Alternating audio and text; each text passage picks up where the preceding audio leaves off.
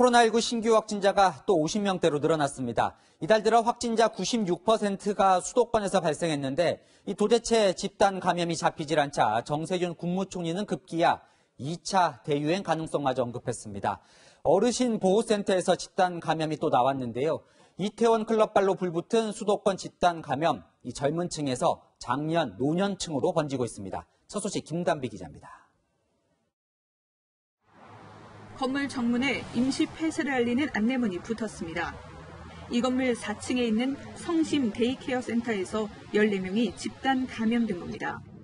낮 시간 어르신들을 보살피는 공간인데 이곳에 입소한 82살 남성이 어제 확진 판정을 받은 이후 입소자 11명과 요양보호사, 사회복지사가 잇따라 확진됐습니다.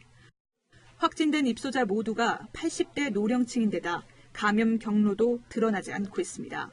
경로가 좀 확실히 나와 있지가 않습니다.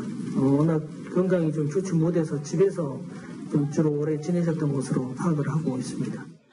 방역당국은 시설 방문자와 접촉자 88명에 대해 전수 검사를 진행하고 서울 시내 노인보호시설 444곳의 입소자를 대상으로 진단 검사를 진행할 예정입니다.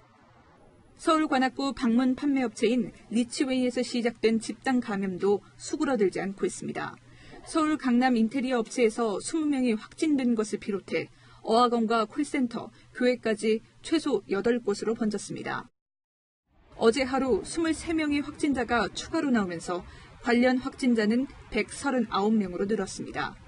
소규모 집단에 전파가 되고 그분들도 비슷한 행태로 직장이라든지 또는 종교단체 소규모 모임에 또 전파를 일으키는 이런 특성, 행태적인 특성 차이 때문에 서울과 경기를 중심으로 소규모 집단 감염이 계속되면서 6월 들어 신규 확진자의 96.4%가 수도권에서 발생했습니다.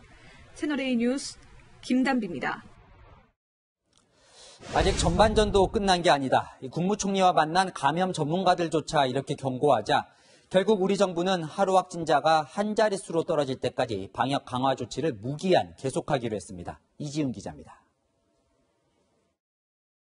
학원 입구에 설치된 출입관리 장치입니다.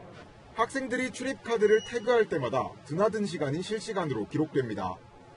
학원에 들어가려면 발열 체크는 물론 문진표까지 작성해야 합니다. 방역당국은 오늘 오전 학원과 PC방에서 QR코드를 활용한 출입명부 관리를 의무화하겠다고 밝혔습니다. 하지만 교육당국이 학원의 경우 의무화 대상이 아니라고 밝혀 혼선이 빚어졌습니다. 실제 현재 학원에서는 여러 문진표라든지 어떤 발열 상태에 대한 어떤 체크 온도 이런 부분들까지 정밀하게 기록되기 때문에 사실은 QR 코드보다 더 높은 어떤 정보가 지금 현재 기록 관리되고 있다. 혼선이 계속되자 교육부가 세부 지침을 마련하기로 했습니다. 코로나19 집단 감염이 좀처럼 진정되지 않으면서 방역당국은 수도권에 내려진 방역 강화 조치를 무기한 연장하기로 했습니다. 이번 연장 조치는 종료 기한을 정하지 않고 수도권의 환자 발생 추이가 한 자릿수로 줄어들 때까지 계속 유지하게 됩니다.